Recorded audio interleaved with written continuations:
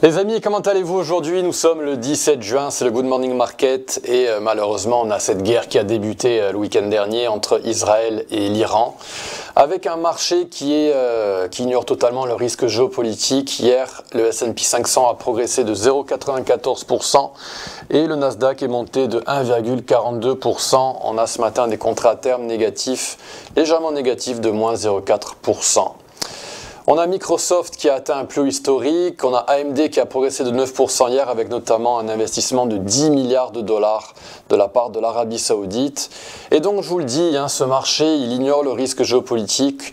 Si je caricature, si je vulgarise, le monde se divise en deux catégories, ceux qui veulent la guerre, ceux qui veulent la paix, ceux qui veulent répliquer le scénario de l'Irak lors de la Seconde Guerre du Golfe et l'autre partie qui veut la paix. Wall Street semble avoir choisi son camp en ignorant totalement ce risque géopolitique. Il parie sur une paix, notamment grâce à Trump. Alors, cette nuit, Netanyahou a demandé le soutien américain vis-à-vis de l'Iran, mais Trump ne veut pas être impliqué et Trump a posté un message assez énigmatique sur Truth Social ce matin tôt. Il a notamment mentionné Macron qui avait lancé une rumeur comme quoi Trump partait du sommet du G7 pour négocier un cessez-le-feu entre Israël et l'Iran, mais apparemment pas du tout. C'est quelque chose que Trump prépare et ce quelque chose va être encore plus grand. C'est ce qu'il mentionne ce matin. Alors Trump, il joue un échec à trois dimensions. Alors il faut se méfier. Et juste après, il mentionne qu'il faut absolument quitter Téhéran, car ça y est, c'est la guerre. Et donc voilà, c'est un message un peu de panique. Mais il va se passer quelque chose, il va annoncer quelque chose, et surprise des marchés évidemment, demain on a l'expiration des contrats à terme du VIX, avec un VIX qui devrait progresser. Donc il va se passer quelque chose, le VIX pourrait monter demain. Chers amis, niveau calendrier du jour, alors aujourd'hui on a les ventes au détail aux États-Unis à 14h30, et les stocks de brut à 22h40 stade de l'API, mais on va se concentrer vraiment sur ce qui se passe au Moyen-Orient, normalement sur les marchés. Alors chers amis, aujourd'hui on va analyser le pétrole, les indices américains, le gold. Je vais essayer d'être compact dans ma présentation. J'espère que cette vidéo vous plaira. Si elle vous plaît, merci de la liker et de la partager avec des amis. Alors, concernant le pétrole, alors souvenez-vous, on s'était quitté il y a plusieurs mois. Je vous avais tracé ce parcours rouge qui est en train d'être respecté. On a une très jolie réaction ici. Pourquoi? Parce qu'on a un mouvement mesuré en période mensuelle qui est en train d'être tradé. Alors regardez, je manque comme d'habitude sur le plus bas. Donc ici c'est le bas du Covid, quand il y avait les contrats futures en territoire négatif. Je manque sur le plus haut récent. Je vais étendre mes prix sur la droite. Et on a rebondi à partir de la Golden Zone, le retracement clé des 61,8% à 62 $. Alors si jamais cette Golden Zone n'est pas percée, eh bien on s'orientera vers les 160 $ avec sans doute en parallèle un scénario très très négatif au niveau de la guerre entre l'Israël et l'Iran.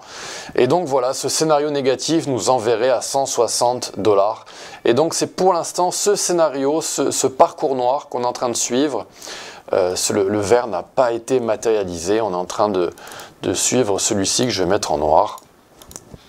Direction en théorie vers les 160 $. C'est l'objectif de ce mouvement mesuré haussier en période mensuelle.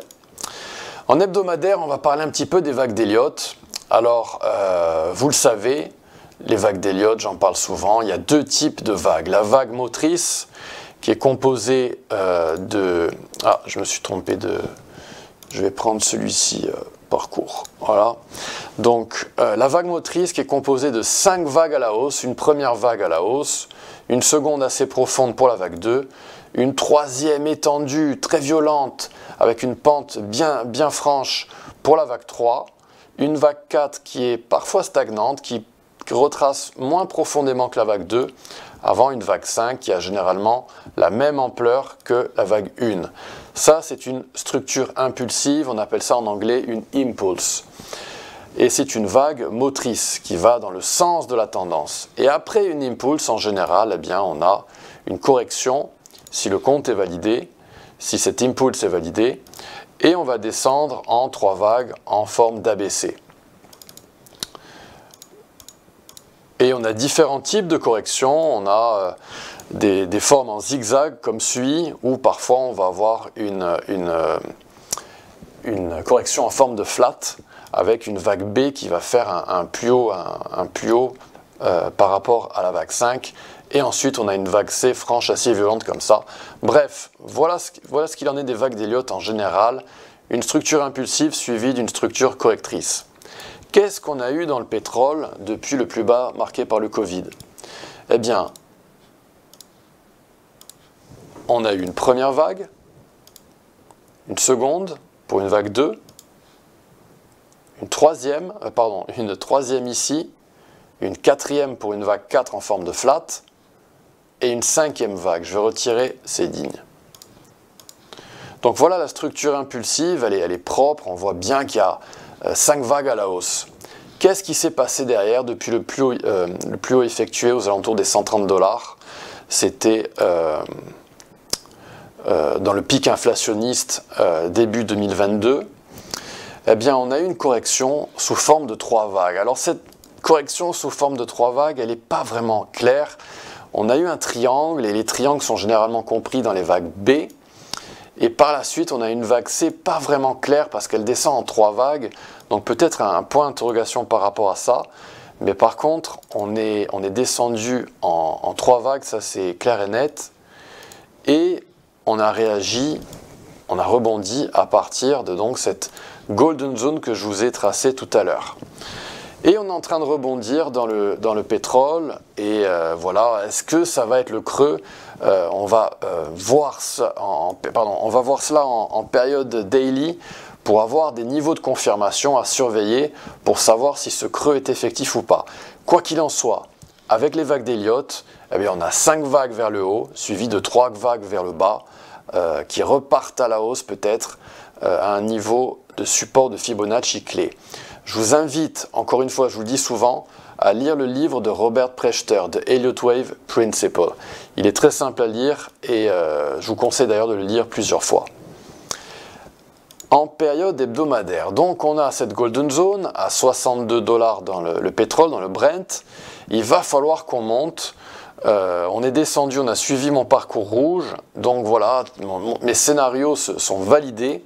Et on est en train de réagir à la hausse. Alors cette réaction est naturelle, mais il va falloir qu'on monte beaucoup plus pour avoir une confirmation. Où est-ce que se situent les confirmations? Eh bien, on va les voir ensemble avec des résistances de Fibonacci. Alors, le pétrole en journalier. Pourquoi on s'est arrêté ici? Eh bien, on s'est arrêté ici parce qu'on a plusieurs résistances, notamment la première, celle-ci.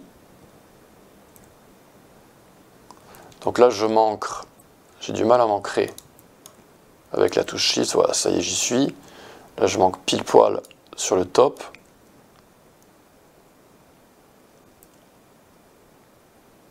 Voilà, j'ai réussi. On a cette première résistance située au maximum à 78 $ dans le Brent. Et ça, c'est ce que j'ai dit dans une interview récente avec le Figaro, où je mentionnais clairement que 78 $ n'était pas une zone atteinte par hasard durant le récent pump de 13% lors de l'attaque d'Israël. Et donc voilà, le Brent avait atteint 78 $, et si jamais on arrive à casser 78 $ et d'autres niveaux de résistance, eh bien on pourrait s'orienter vers les 100 $. Je retourne dans Xstation. Donc voilà, on a ce niveau des 78, mais ceux que je surveille particulièrement, c'est ceux-ci. Donc ici, on a des mouvements mesurés baissiers. Je vous ai défini le concept, c'était en décembre dernier. Et on a voilà un autre niveau de résistance majeure aux alentours des 80 $.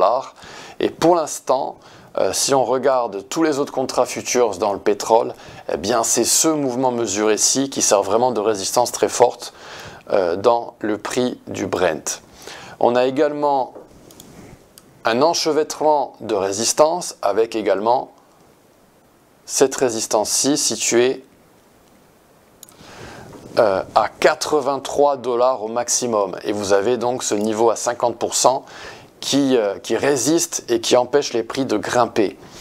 Alors pour grimper à ces niveaux de résistance et franchir la barrière des 83 $, sont vraiment des résistances majeures en daily, pour qu'après on descende aux alentours des 50 $ en termes de cible. Si on est bullish dans le pétrole, eh bien, il va falloir casser cette résistance clé des 83 $. Et pour ce faire, eh bien, on a des algos en période H4 qui travaillent par le biais d'achat. Alors, on a eu un mouvement mesuré haussier ici, dans le pétrole, en H4. Donc là, je manque parfaitement avec la touche Shift en appuyant en même temps. Et on a eu le retracement des 50% et quasiment la Golden Zone qui ont repoussé le prix à la hausse. La cible a été franchie ici. Et on est en train de basculer en mode extension. Alors les extensions, c'est un concept que personne ne connaît en France. Je suis le seul à en parler. Quoi qu'il en soit, ce niveau de support a parfaitement tenu dans le pétrole, notamment à 71 $, au retracement de 60,8%. On a légèrement grignoté le terrain dans ce gap haussier, mais on a parfaitement été supporté par la ligne haute de ce canal que l'on appelle canal basique, et on est en train de rebondir dans le pétrole pour cibler les 81 $. Et voilà, ça voudrait dire que peut-être on va percer ces résistances que je vous ai mentionnées précédemment en daily. Quoi qu'il en soit, les bulls doivent voir cette cible atteinte pour éventuellement clôturer une vague 5. On a eu une première vague à la hausse, une deuxième vague à la baisse, une troisième vague bien franche avec la nouvelle de la guerre entre Israël et l'Iran, et peut-être qu'on va faire un triangle en vague 4 avant de définitivement bondir direction les 81 $. On est baissier dans le pétrole si on casse ce plus bas qui a été effectué ici, aux alentours des 70,8. Si on casse, ça sera négatif. Ce sera peut-être un phénomène de pump and dump dans le pétrole à suivre. Concernant, chers amis, le S&P 500. Alors le S&P 500, franchement, il est extrêmement complaisant. Donc on est en train de trader une série traditionnelle de Fibonacci en période H1, voire en H4. Donc ici, on a eu un premier mouvement mesuré, haussier, qui a été tradé.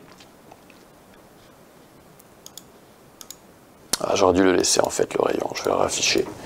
Qui a été tradé puisque la cible à 6066 a été atteinte. Donc premier mouvement mesuré tradé avec succès. Le deuxième qui est en cours. Il a parfaitement joué son rôle pour l'instant avec une Golden Zone visitée à 5937. Ça m'embête parce que j'aurais aimé vous le proposer en setup, mais malheureusement, j'ai pas eu l'opportunité. On est remonté et là, on a cassé la Golden Zone opposée en 15 minutes en H1 et on cible les 6127. Alors, le S&P 500 cible les 6127, mais il cible également les 6100. C'est une cible majeure en H4, c'est un trade que je vous ai proposé sur X et dans l'analyse matinale et dans le Good Morning Market. Et donc voilà, on se destine à 6100, on met du temps avant d'y aller et peut-être qu'à 6100, eh bien, on retracera derrière. Quoi qu'il en soit, 6100 et 6127 sont les cibles pour le S&P 500 en H4. Vous avez plus ou moins la même chose dans les autres indices. Je vous invite à répliquer ces mécanismes et ces tracés dans le Nasdaq par exemple. Quant au gold, chers amis, le gold, je vous ai promis, on va en parler tous les jours. Alors le gold, on est un petit peu dans une situation complexe, alors attention au positionnement de votre stop loss. Regardez ce qu'on a dans le gold. Alors on a un petit peu pareil que dans le S&P 500, avec ce mouvement mesuré haussier qui a été tradé, avec le retracement des 50% visité à 3243 $, et une cible qui a été atteinte et une correction qui survient derrière. Il se pourrait donc qu'on trade dans les jours, semaines à venir, un mouvement mesuré numéro 2 avec un support situé entre 3349 $ et 3324 $. Mais attention, on pourrait être dans un triangle, on pourrait tergiverser, peut-être que Trump va nous annoncer de bonnes nouvelles venant du Moyen-Orient avec éventuellement quelque chose qui s'orienterait vers un deal entre Israël et l'Iran, une bonne surprise, et dans ce cas, peut-être que le gold retracera davantage et visitera cette boîte verte située entre 3287 $ et 3247 $. C'est une possibilité dans le gold de venir chercher cette boîte. Alors, je vous dis que la situation est un petit peu